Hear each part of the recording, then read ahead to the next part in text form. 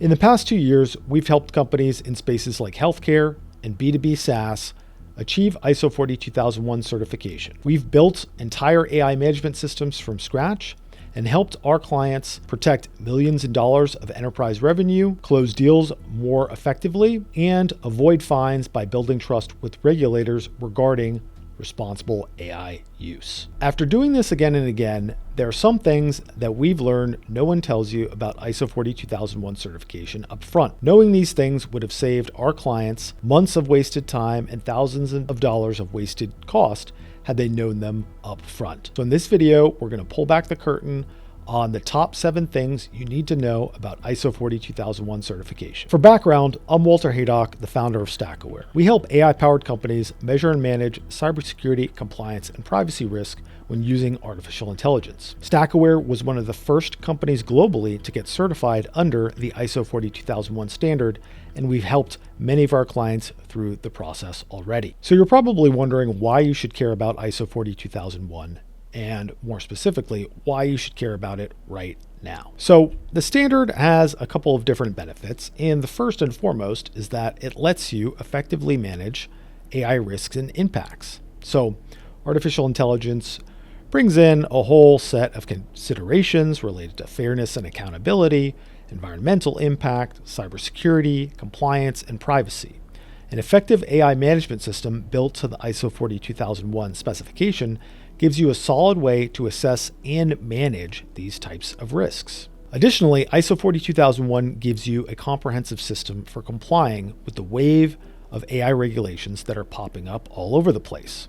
So just to give you a sample, there are things like the European Union AI Act, Colorado's SB 205, and New York City's Local Law 144. These all levy different requirements on organizations with respect to how they use artificial intelligence. If you don't have a comprehensive program for dealing with these different regulations, it's going to be very difficult to comply effectively while at the same time pursuing your business objectives. Third of all, ISO 42001 is incredibly helpful in building trust with key stakeholders, especially customers, but also those regulators I talked about on the last slide. It can accelerate sales cycles and AI deployments and also help you avoid bad press from AI training on customer data like Zoom and DocuSign experienced during their respective AI product rollouts. All right, so let's get into the 7 lessons that we have learned through multiple ISO 42001 implementations. The first lesson is that you will always have way more AI than you think you do. Shadow AI is very real. According to one survey, 8% of employees at companies that were banning ChatGPT admitted to using it anyway.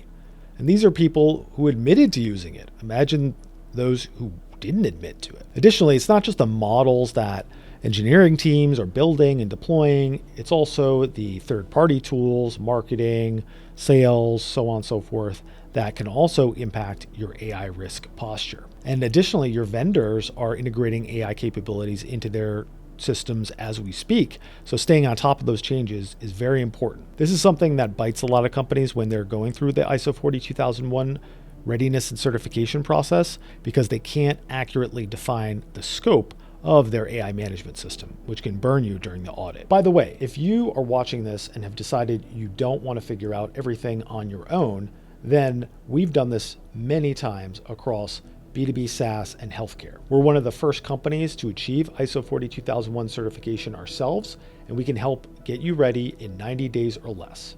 So if you're interested, please book a call using the first link in the description. The second lesson we've learned is that high, medium, and low risk assessment descriptions are pretty much worthless. If you use a qualitative approach to risk assessment, there's no way that you can fully justify applying controls to deal with the risk. There's no way that you can add up risks across the enterprise, and it's very difficult to communicate with business leaders about the importance of a given issue. What we recommend doing is taking a quantitative approach. You can use something simple like the rapid risk audit method from Hubbard and Searson. You can use something more advanced like the factor analysis of information risks approach. And Stackaware will guide you through the entire process if that's something you're interested in doing. Additional benefits of quantitative approaches are that you can be clear about your ranges of uncertainty through things like loss exceedance curves. You can compare and contrast risks versus their controls to determine if the trade-offs are appropriate or if you should simply accept the risk. And you can combine risks across the enterprise into a total risk posture estimate that tells you how you're doing over time and whether your total exposure is increasing or decreasing. Stackaware has put together a detailed walkthrough on how to conduct quantitative risk assessments using our risk assessment template. So please check that out if you're interested in how to do quantitative risk measurement. A third lesson we found during our ISO 42001 implementations is that overly restrictive AI policies will actually backfire. Perfect example of this is something like a requirement to not create intellectual property risk for the company. Now, while I agree that's a generally good policy, it's not clear exactly what that means.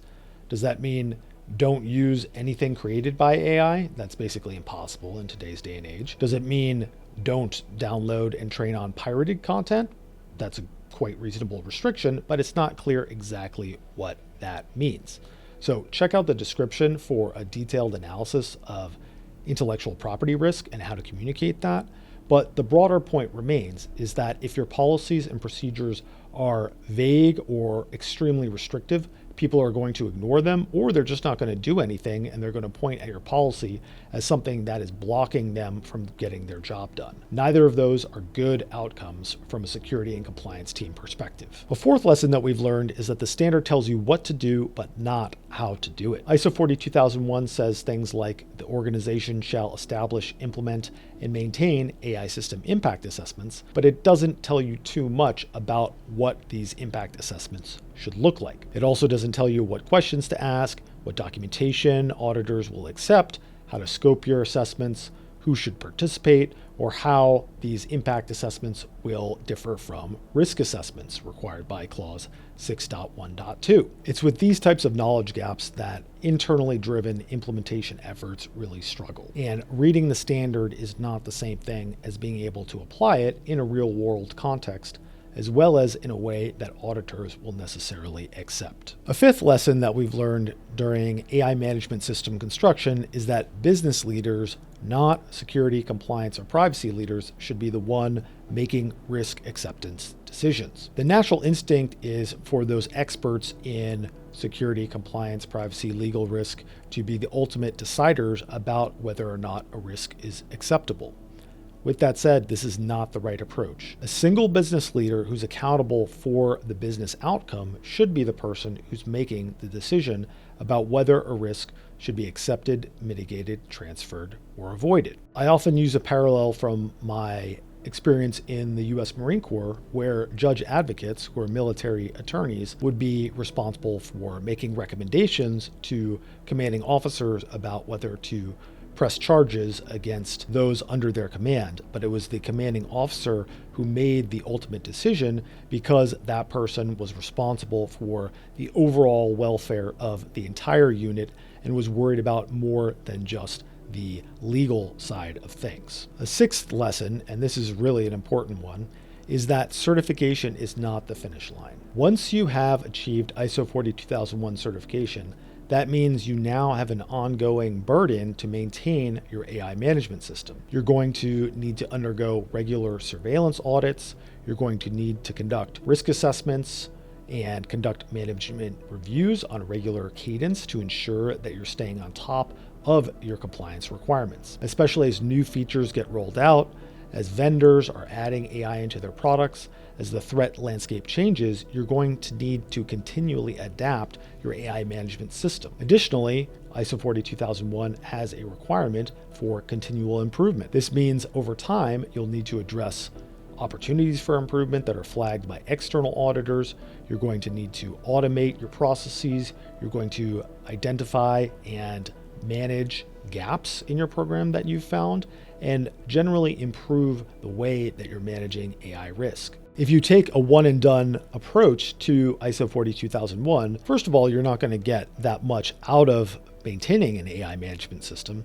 And second of all, you're likely to be in for a nasty surprise when you have a surveillance audit and the external auditors determine that you are not meeting your own requirements or the requirements of the standard, and you get nonconformities or potentially even have your certificate withdrawn. The seventh lesson that we learned from ISO 42001 implementations is that the ROI is real, but it's not necessarily exactly where you would expect. Sure, there are things like the EU AI Act, which threaten fines of 35 million euros, and those can be quite painful if you were to suffer one of those things. ISO 42001 is not a silver bullet that can ensure EU AI Act compliance, but it can help you build a program to address and manage those types of risks. Where the real ROI comes in, however, is in building trust with your customers. Especially enterprise buyers are increasingly wary of artificial intelligence in products, but they don't necessarily even know what good looks like or what they're looking for. ISO 42001, especially if you've been certified by an external auditor, gives you a clear and defensible way to explain to these types of stakeholders that you are managing artificial intelligence in a responsible and secure manner. So the real ROI comes in the deal cycle shortening and the rapid closure of these enterprise sales. So those are the 7 biggest lessons that we've learned in ISO 42001 implementations for a range of companies, including our own Stackaware, which maintains active 42001 certification today. These are the types of things that you don't learn unless you've actually been in the trenches. And here's the thing. If you attempt to build an AI management system on your own, you might be able to make it through initial certification, but maintaining the program over time, avoiding compliance drift, staying on top of continual improvement, and ensuring that you're managing risks effectively is going to be very challenging. That's exactly where Stackaware helps, is on the continuous monitoring and improvement side of things. So if you're interested in working with us, please book a call using the first link in the description.